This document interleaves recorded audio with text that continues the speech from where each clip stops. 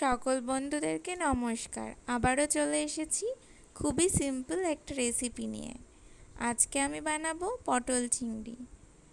দেখতেই পেলেন চিংড়ি মাছগুলো ভালো করে পরিষ্কার করে বেছে ধুয়ে ভেজে নিয়েছি।